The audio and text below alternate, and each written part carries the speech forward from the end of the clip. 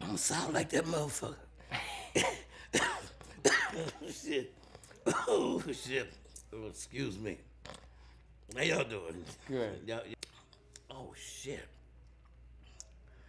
Oh, man, that was a long time ago. I'm in New York. Was it Birdland? Yeah. Like, I didn't meet him, like then. Like I met him later on. I just saw him standing out on the corner. I said, damn, that's a deep dude there. Yeah. Because everybody went by and looked at him and said, you could tell the look in their eyes that he was somebody. I just got him down south, so I didn't even know. But after that, I learned who he was, that's for sure. Miles, like myself, let himself be influenced by everything that came along. New. I'm like that too. I look for music that parents tell their kids to stay away from, that ain't real music. Or old musicians say, that ain't music. I look for that kind of music. When I hear that kind of music, I know that's the next new thing. Miles was the same way. As soon as he hears something going, somebody say, don't do that, he going to go rape and do that.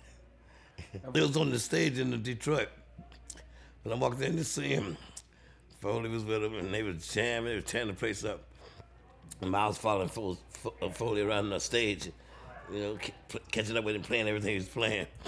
And when I walked down the aisle, I guess the musicians saw me. And I have a thing with musicians, guess I let them get away with a lot of shit. So, while he was bent over, and he didn't even look up. He said, goddamn George Clinton must have walked in the place. Goddamn musicians love to play for him. And I'm like, I don't even know how he don't even see me. He just said all the musicians stopped jamming hard, playing hard. He got in the dressing room and said, yeah, they love to play for you, goddamn. I turned and said the same thing. I don't know ever. I tell musicians when we get in the studio, play everything they tell you not to play. That was always my thing. But I love it here. Somebody can do it, give it all. The Foley's a bad.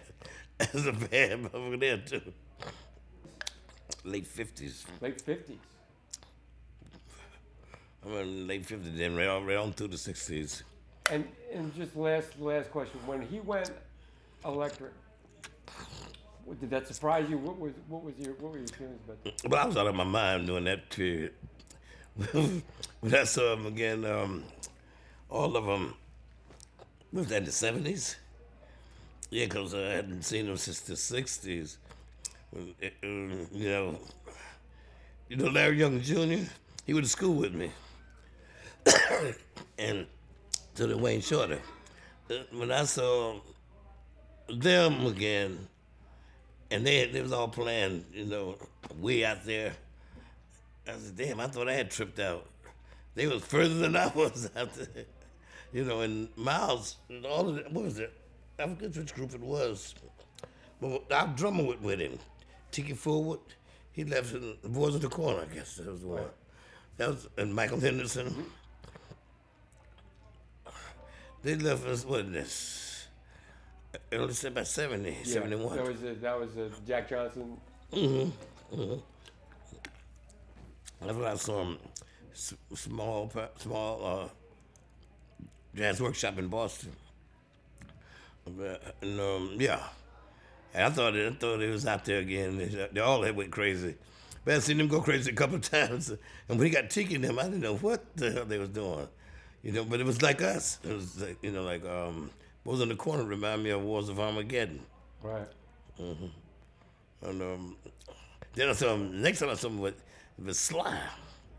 And Sly was having it out with each other, talking shit. I didn't get to hear them, do what they did. Sly was telling me a lot of stuff that they did together.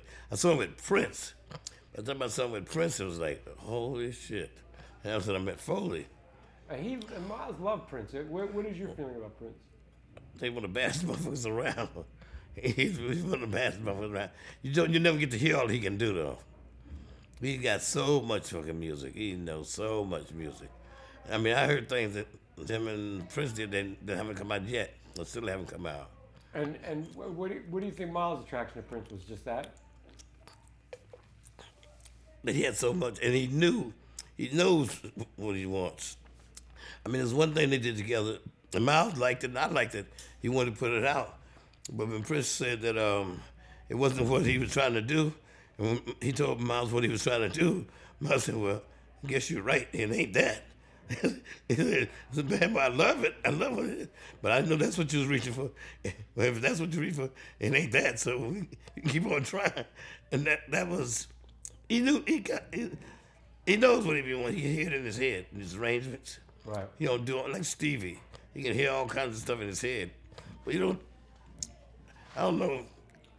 He like pop, but some of the funky shit he can play is like ridiculous. You know. Well, Mr. Clinton, you've had a long night. I really appreciate you talking to us. Thank you. Love to. You guys are one of the. I'm telling you, explain these people. You are one of the great architects of American music. It's an honor to meet. Just funking around. Foley's. Funking around. Foley's